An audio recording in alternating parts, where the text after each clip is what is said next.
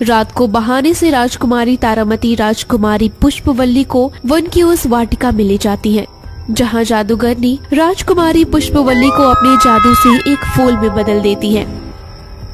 राजकुमारी तारामती, महारानी से कह दीजिए कि राजकुमारी पुष्पवल्ली अब एक पुष्प में बदल गई है।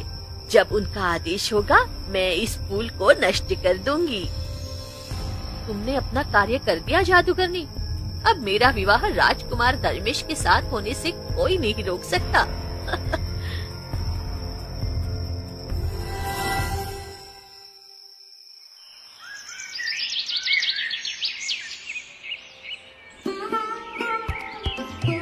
नवलगढ़ नाम का एक राज्य था। उस राज्य के राजा महाराज चित्रसेन अपनी दोनों पत्नियां महारानी शांतिप्रिया और महारानी वनमाला से महल में बातें कर रहे थे।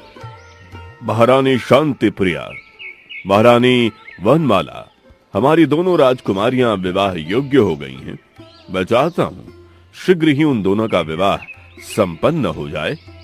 आप उचित कह रहे हैं महाराज। राजकुमारी पुष्पवल्ली और राजकुमारी तारामती दोनों का विवाह तो समय से ही होना चाहिए। हमारी दोनों बेटियां बहुत सुंदर होने के साथ साथ बुद्धिमान भी जो हैं। उन दोनों के लिए ऐसे राजकुमार की खोज करनी चाहिए जो उनके सौंदर्य और बुद्धि का उचित सम्मान कर सके। हाँ महारानी शांतिप्रिया सत्य कह रही हैं। मैंने मंत्री से कहकर कुछ राजकुमारों के विषय में जानकारी प्राप्त करने को बाकी मंत्रीगणों को भेज दिया है। कुछ ही दिनों में हमें समाचार मिल जाएंगे, परंतु हमारी दोनों राजकुमारियां हैं कहाँ? आपको तो पता ही है कि राजकुमारी पुष्पवल्ली को फूलों से कितना प्रेम है। हाँ पता है, इसलिए तो उनके लिए हमने इतना बड़ा बगीचा बनवाया है। हाँ वही है पुष्पवल्ली, और तारामती भी उसी के साथ है।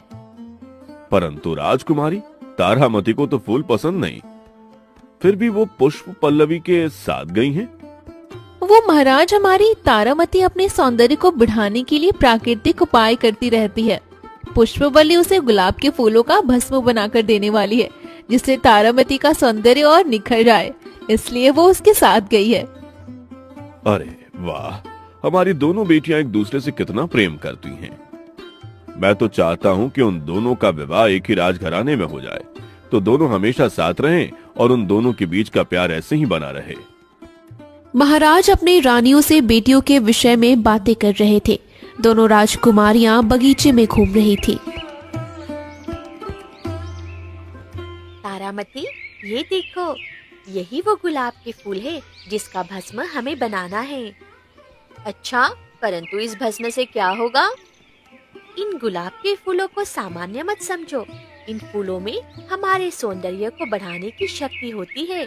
जब तुम इस फूल की पंखुड़ियों का भस्म बनाकर अपने चेहरे पर लगाओगी, तब तुम्हारे चेहरे पर अलग ही निखार आएगा। राजकुमारी पुष्पवल्ली गुलाब के कुछ फूल तोड़ लेती हैं। वो उन फूलों का सुखाकर उनका भस्म बनाकर राजकुमारी तारामती को देती हैं।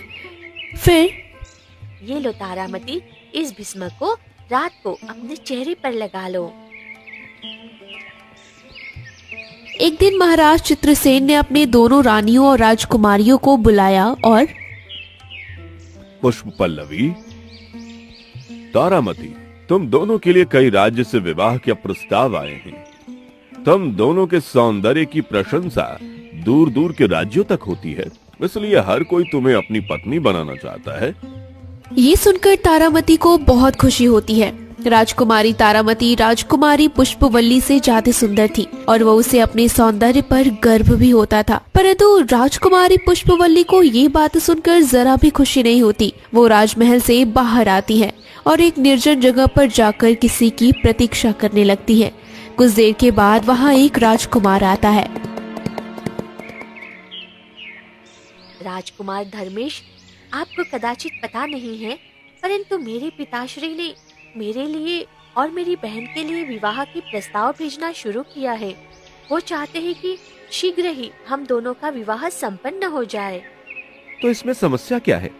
मैं भी अपना प्रस्ताव लेकर आपके पिताश्री से आकर मिलता हूँ। क्या सत्य में आप आएंगे? हाँ अवश्य। हम दोनों एक दूसरे से प्रेम करते हैं तो विवाह भी हमारा ही होना चाहिए। आप चिंता मत कीजिए, मैं आज ही अपने पिताश्री से बात करता हूँ।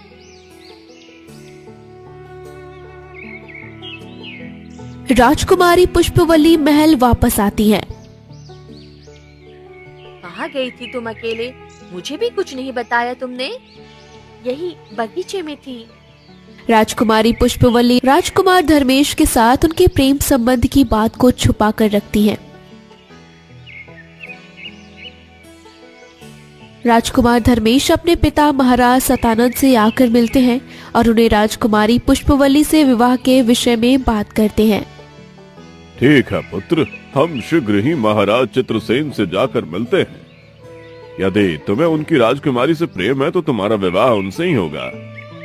राजकुमार धर्मेश बहुत खुश हो जाते हैं। कुछ दिनों के बाद मंत्री आकर महाराज चित्रसेन को बताता है, महाराज, हमारे पड़ोसी राज्य के महाराज सतानंद का संदेश आया है।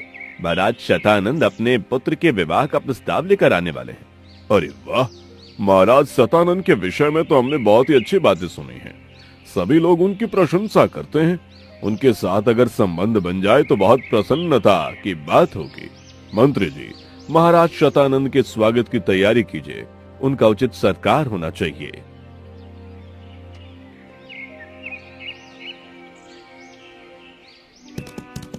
कुछ दिनों के बाद महाराज सतानंद अपनी पत्नी और राजकुमार धर्मेश के साथ महाराज चित्रसेन के महल में पधारते हैं। महाराज चित्रसेन का पूरा परिवार उनका स्वागत करता है।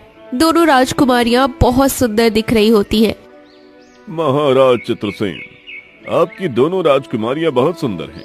कोई भी इनकी सुंदरता देखकर मोहित हो सकता है। परंतु मेरे पुत्र राजकुमार धर्मेश पहले ही आपकी पुत्री राजकुमारी पुष्पवल्ली से प्रेम करते हैं। इसलिए हम राजकुमारी पुष्पवल्ली के लिए ये विवाह प्रस्ताव लेकर आए हैं। यह तो बहुत खुशी की बात है। महाराज शतानंद, हमें तो इस बारे में पता ही नहीं था कि हमारी पुत्री राजकुमार से प्रेम करती है। यदि हमें पहले पता होता तो हम आकर आपसे बात करते। कोई बात नहीं महाराज, हम दोनों एक दूसरे के साथ संबंध जोड़ रहे हैं।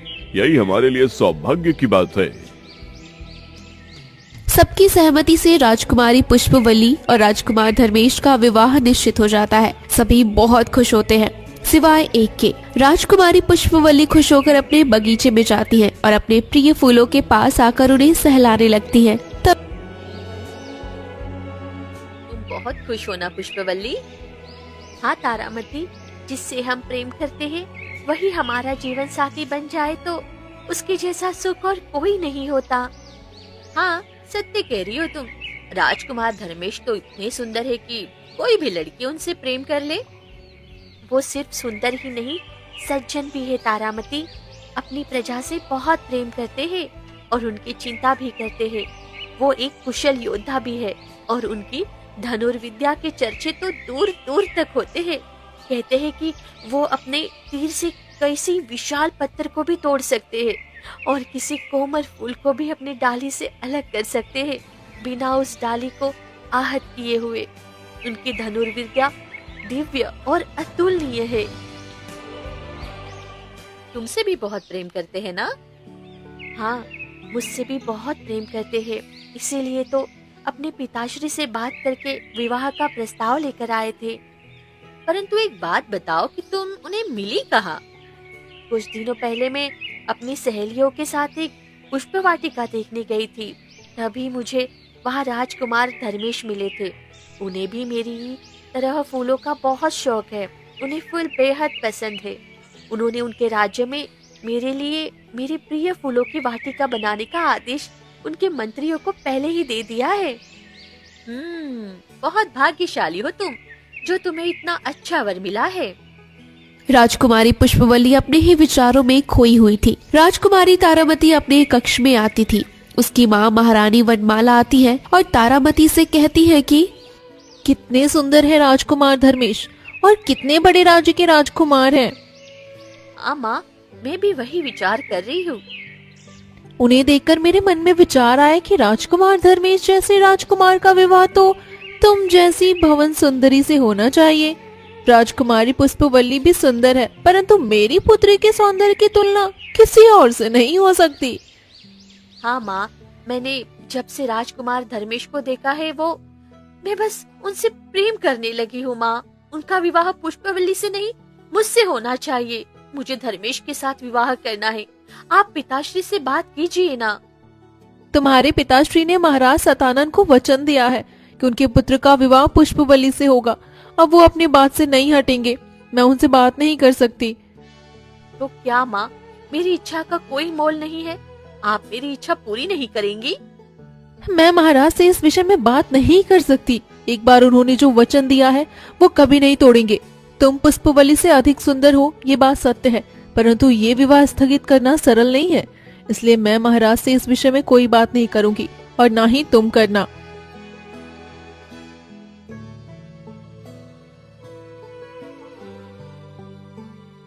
जब से तारामती को पुष्पवल्ली से पता चला था कि राजकुमार धर्मेश को फूलों से बहुत लगाव है, तब से तारामती ने भी फूलों में रुचि लेना शुरू कर दी। वो अब पुष्पवल्ली की तरह बगीचे में समय व्यतीत करने लगती। ये देखकर महाराज चित्रसेन को आश्चर्य होता है। आज तुम बगीचे में क्या कर रही हो तारामती? तुम्हें तो फूल पसंद नहीं है ना? हाँ पिताश्री, परंतु अब पुष्पवल्ली का विवाह हो जाएगा तो उसके बाद इस बगीचे का ध्यान तो रखना पड़ेगा ना। बस उसी का अभ्यास कर रही हूँ। अरे वाह, ये तो अच्छी बात है। तुम अपनी बहन के लिए खुश हो, ये देखकर मुझे अच्छा लग रहा है।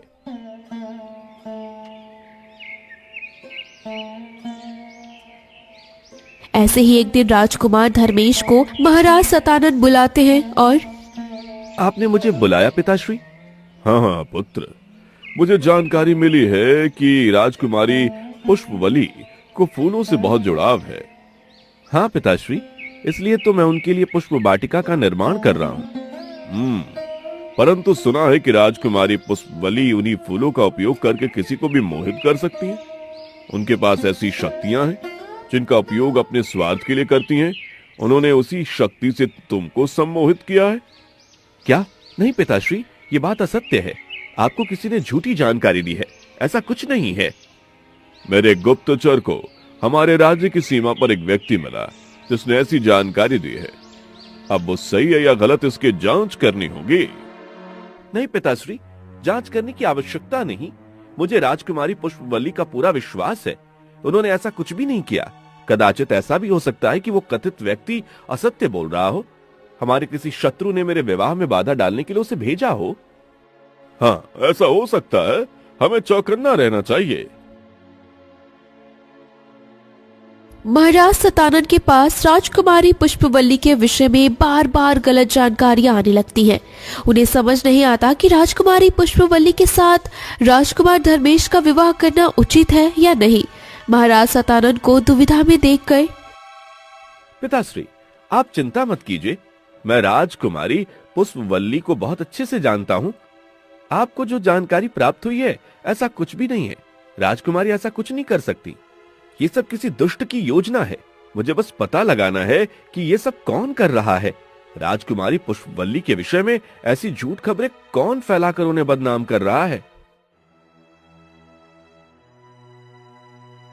एक दिन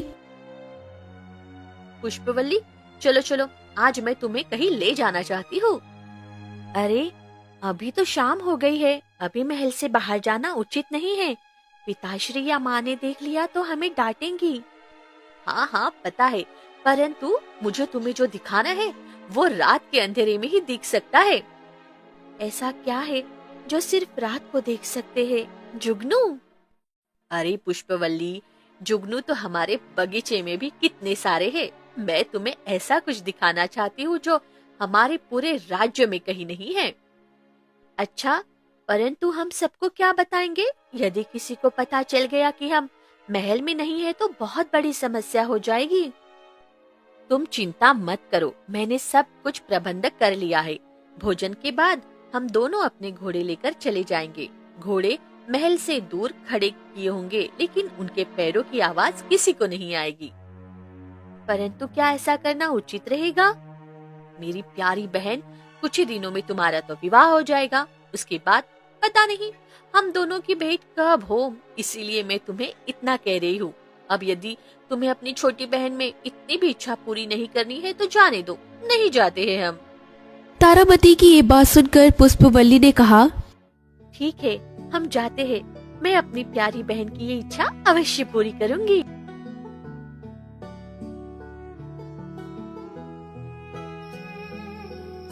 रात हो जाती है और सब सोने के बाद राजकुमारी पुष्पवल्ली और राजकुमार तारामती सबसे छुपकर राजमहल से बाहर जाती हैं। दोनों अपने अपने घोड़े पर बैठकर जाने लगती हैं।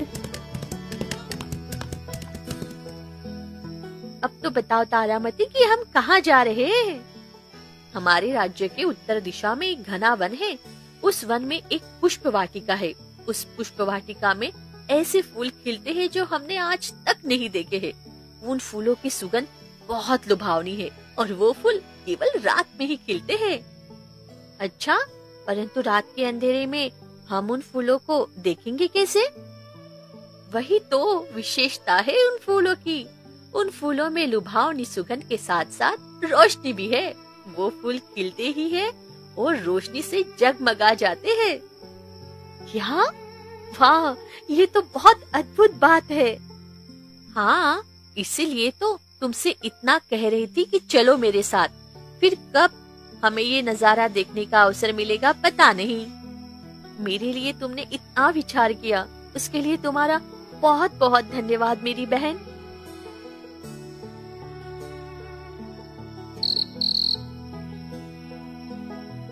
कुछ देर के बाद दोनों वन में आकर पहुंचती है। पुष्पवल्ली देखती है कि उस पुष्प वाटिका में चारों तरफ मनमोहक सुगंध के फूल खिले हैं।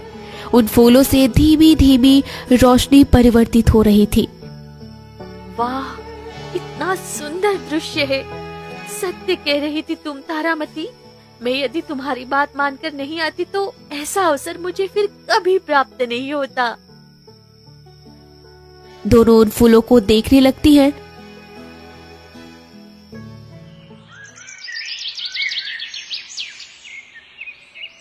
अगली सुबह राजमहल में।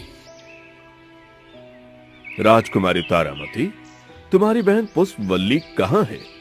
अभी कुछ देर में उसके ससुराल वाले आने वाले हैं। जाओ उसे तैयार करके ले आओ।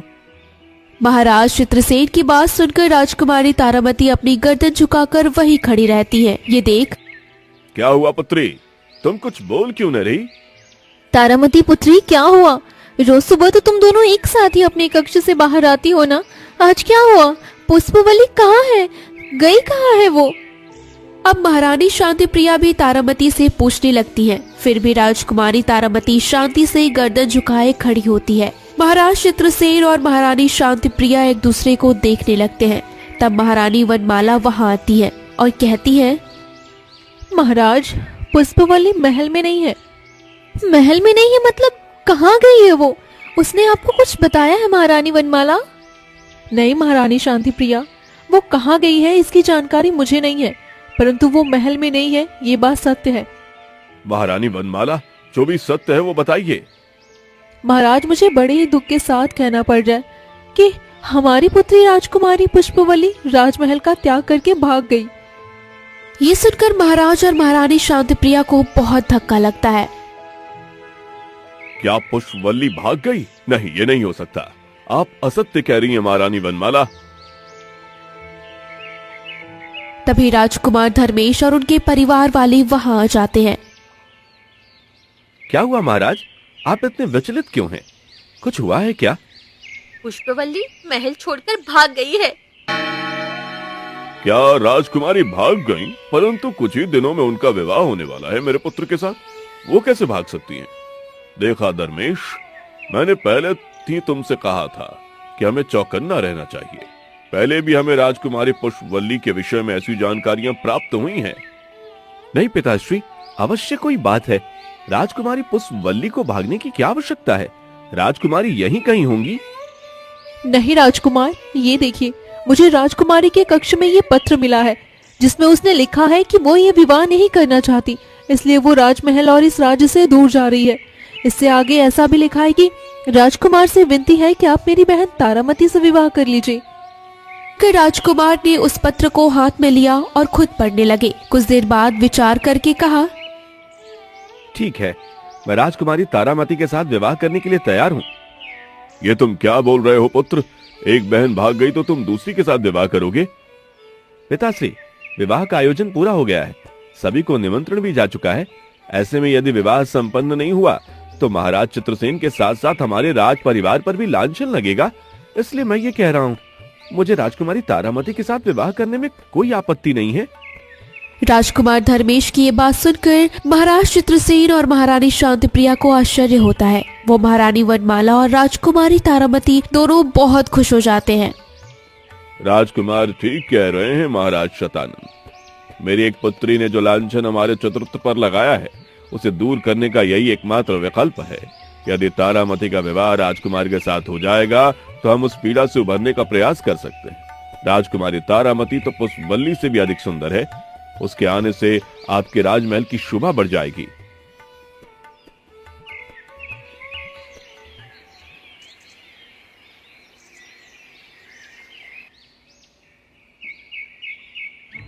महाराज चित्रसेन राजकुमारी पुष्पवल्ली से बहुत गुस्सा हो जाते हैं। फिर भी महारानी शांतिप्रिया के आग्रह पर वो उसे बहुत ढूंढते हैं। राजकुमारी पुष्पवल्ली कहीं नहीं मिलती। राजकुमार धर्मेश और राजकुमारी तारामती के विवाह की तिथि पास आने लगती है। एक रात, चलो तारामती, हमें आज जाकर हमारा अधूरा काम पूरा करना होगा। क्या माँ, आज? हाँ, आज ही। कल तुम्हारा विवाह राजकुमार धर्मेश के साथ हो जाएगा। उसके बाद सब सत्य उजागर हो, इससे पहले हमें सत्य को हमेशा के लिए दबा देना ही उचित होगा। मैं नहीं चाहती कि तुम्हारे विवाह के बाद भी तुम्हारे सुखी जीवन में कोई बाधा आए, इसलिए अभी जाना अनिवार्य है। रात के अंधेरे में महारानी वनमाला और राजकुमारी दोनों वन में चली जाती है। वहाँ उन्हें एक बूढ़ी जादूगरनी मिलती है जिसके हाथ में एक फूल होता है। उसे देख महारानी वनमाला कहती है, जादूगरनी, तुमने अपना कार्य उत्तम तरीके से पूरा किया है, परंतु अभी जो अधूरा काम है उसे भी पूरा करना है। अब उस फूल को नष्ट करने का समय आ गया है। हाँ महारानी, मैं आपके आदेश की ही प्रतीक्षा कर रही थी, परंतु पहले मुझे अपने इस कार्य का मूल्य तो दे दीजिए। जादूगरनी के ऐसे कहते ही महारानी वनमाला धन से भरी हुई एक बड़ी पोटली उस बूढ़ी जादूगरनी को देती है। जादूगरनी अपने जादू से जमीन पर आग प्रकट करती है। वो अपने हाथ के फूल को उस आग में डालने ही वाली होती है कि तभी दूर से एक तीर आता है और उस जादूगरनी के हाथ के उस फूल को उठाकर दूर खड़े राजकुमार धर्मेश के पास जाकर रुक जाता है। उस तीर की नोक से जादूगरनी के हाथ पर घाव हो जाता है। ये क्या? ये राजकुमार धर्मेश कहाँ से आ गए यहाँ? कहीं उन्हें कुछ पता तो नहीं चल गया होगा? अब राजकुमारी तारामती, महारानी वनमाला और उस बूढ़ी जादूगरनी के चेहरे पर डर की रेखाएं दिखने लगती है। महाराज चित्रसेन के महारानी शांतिप्रिया और महाराज शतानंद भी वहाँ आते हैं। राजकुमार धर्मेश उस फूल को हाथ में लेते हैं। तुम चिंता मत करो पुष्पवल्ली, मैं शीघ्र ही तुम्हें मुक्त करूंगा। तभी उस फूल से आवाज आने लगती है, इन दुष्टों ने मुझे इस फूलों में बंदी बना लिया है। राजकुमार, मेरा रक्षण कीजिए। राजकुमारी पुष्पवल्ली की आवाज सुनकर, पुष्पवल्ली की आवाज कहाँ से आ रही है? पुष्पवल्ली की आवाज इसी फूल से आ रही है महाराज। आपकी पुत्री राजकुमारी पुष्पवल्ली को इस फूल में कैद किया गया है। क्या? किस दुष्ट ने यह दुस्साहस किया? महारानी वनमाला और राजकुमारी तारामती ने मिलकर इस बूढ़ी जादूगरनी की सहायता से पुष्पवल्ली को इस फूल में बदल दिया है। अभी ये जादूगरनी इस फूल को नष्ट करके पुष्पवल्ली को हमेशा के लिए हमसे दूर करना चाहती थी। ये सुनकर सबके होश उड़ जाते हैं। क्यों? ये तो मुझे भी नहीं पता महाराज, परंतु सत्य ये है कि इन तीनों ने ही पुष्पवल्ली को बंदी बनाया है। ये सुनकर सबके होश उड़ जाते हैं। क्या मेरी बेटी को बंदी बना लिया है? पर क्यों? महारानी वनमाला, राजकुमार ये क्या कह रहे हैं? जो भी सत्य है वो बता दीजिए। कुछ भी छुपाने का प्रयास मत कीजिएगा, अन्यथा आपको ऐसा दंड मिलेगा कि आप कभी विचार भी नहीं कर पाएंगी।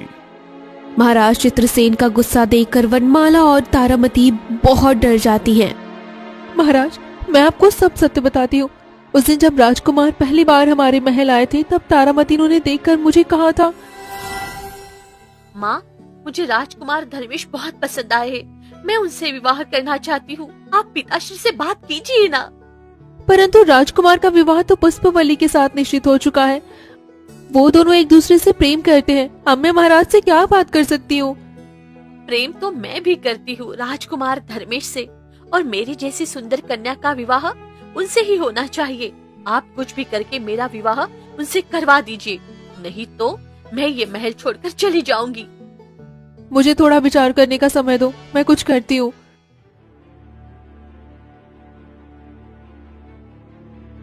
फिर महारानी वनमाला वन में जाकर एक बूढ़ी जादूगरनी से मिलती है और जादूगरनी, तुम्हें मेरा एक कार्य करना होगा। राजकुमारी पुष्पवल्ली को इस तरह से गायब करना है कि किसी को पता न चले, और समय आने पर हम उसे हमेशा के लिए नष्ट कर देंगे।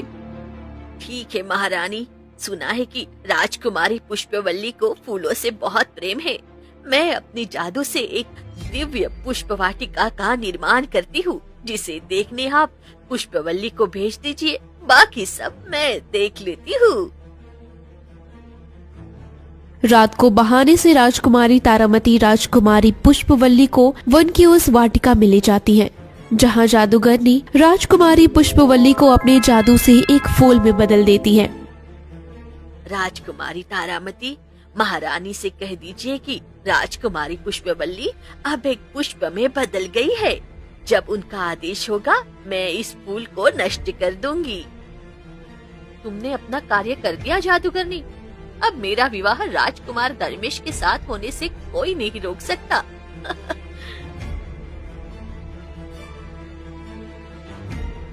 राजकुमारी तारामती महल वापस आ जाती है।